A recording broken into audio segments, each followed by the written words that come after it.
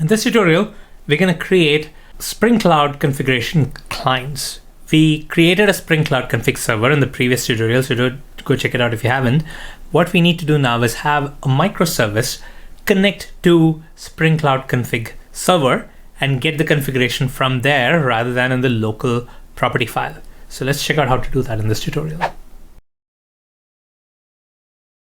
So here's what we did, right? So we have a Spring Cloud config server instance, which we want our microservices to connect to, and our Spring Cloud config server is already connecting to the Git repo. So that's all good. Now we just need to have these other guys, the microservices, talk to Spring Cloud config server. Now, how is it done? And I'm going to demonstrate this by configuring our Spring config client to connect to this Spring Cloud config server. If you have 10 microservices, it's basically doing the same steps to all those 10 different microservices so that they all connect to the server. Okay. So the first step is to go to the pom.xml and add the dependencies for Spring Cloud config client. So here's my Spring Boot config project. This is the client microservice. I'm calling it Spring Boot config, but it doesn't have anything that makes it a client that connects to the server. Okay, we're going to make that happen. Right now, it's just looking at property files. So the first step that I need to do is add these dependencies. So I'm going to add a dependency to Spring Cloud Starter config. Okay, so unlike the Spring Boot dependencies, this is a Spring Cloud dependency. So there is an additional section that you need to add here in dependency management for dependencies over here. Okay, so you're specifying what the parent pom is and all that stuff. So these are the two things you need, but essentially what you're doing here is adding this dependency, which is Spring Cloud Starter config. This is necessary in this case because I have to do these two because I'm adding this to an existing project. If you're creating a new project from the scratch, you can go to the start.spring.io and you're selecting all your dependencies. You can say, okay, I want this dependency to Spring Cloud Starter config, and it's going to make sure your POM has everything it needs. So you don't have to do these two additions to pom.xml. I'm just doing it here because this is an existing project already. Okay, so with this dependency added, my application is a config client, but now I need to tell it where to refer to the configuration. Where is the server that it needs to connect to? Okay, so just with this one configuration, with this dependency, it's going to say, okay, I'm going to look up the Spring Cloud config server to get the configuration that I need. Now it needs to know where that server is. So I'm going to go to the application.yaml file, and I'm going to add this line here, which is Spring Cloud config URI. Okay, so this is basically the URL where the config server is running. In our case, it's localhost 8888. So I'm going to specify this here.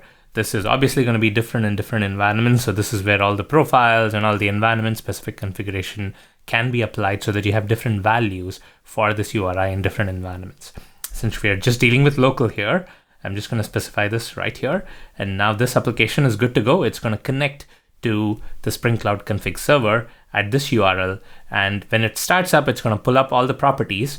And now I have this greetings controller here, which is basically printing out my.greeting greeting message, which is looking up the value from my.greeting.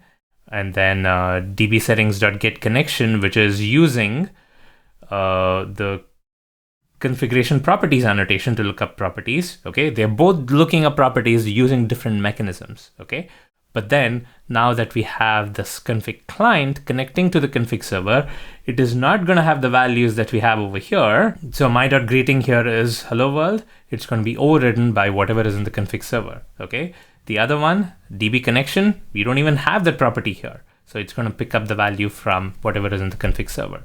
So let me run this application now. I'm going to start this main method.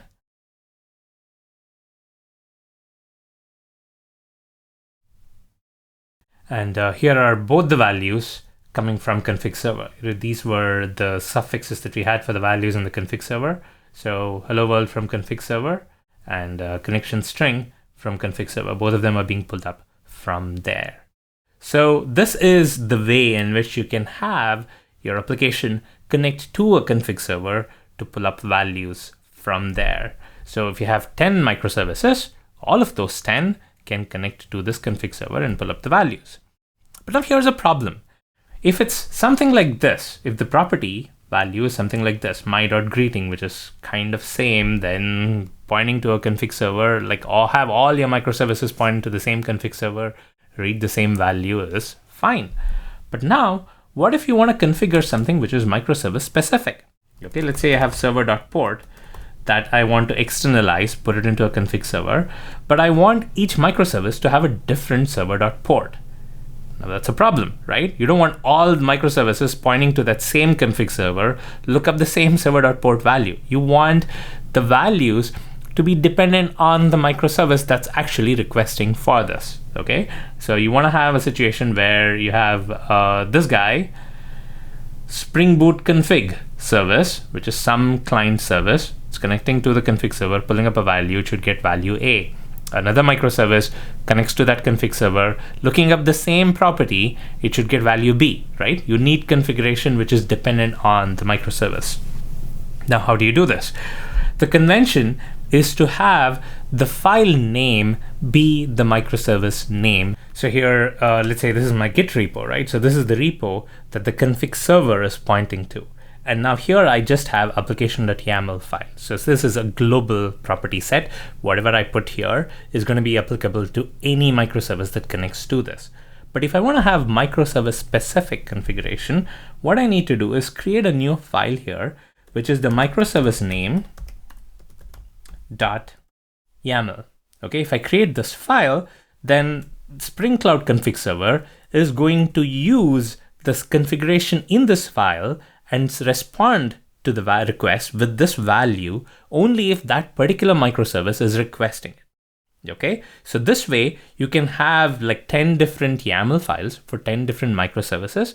And then when that particular microservice requests for configuration, the values in application.yaml is going to be applied, yes, but then the configuration that you have in your microservice name.yaml file is going to be applied only to that particular microservice. Let me give you an example here. So we have, this is Spring Boot config, right? So this is our microservice name. I'm also going to put the microservice name in the Spring config as well. So let's say I create Spring Boot config.yaml file here, okay? And now here I'm going to set the configuration. What is the name of the property we were looking at? Okay, my.greeting, okay? I'm going to do my.greeting is going to be greeting from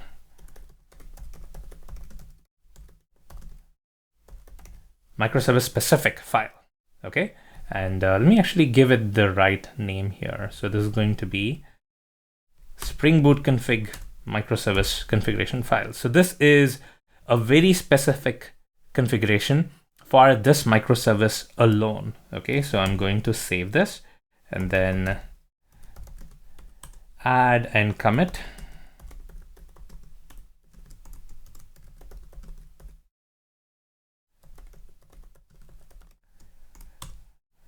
Okay, and now here, let me get rid of this dummy property. I'm going to add this property configuration, spring.application.name is Spring Boot config. I'm giving this the name so that it knows what the name of this microservice is. This is normally best practice. When you're creating microservices, you want to have the application name. So this application name ties to this file name over here in your Git repo.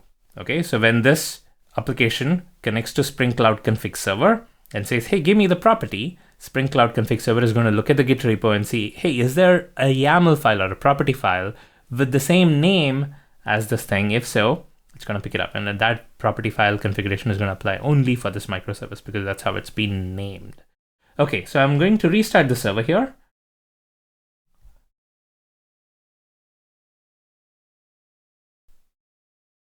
And if I refresh, you notice here, I'm getting that microservice-specific configuration.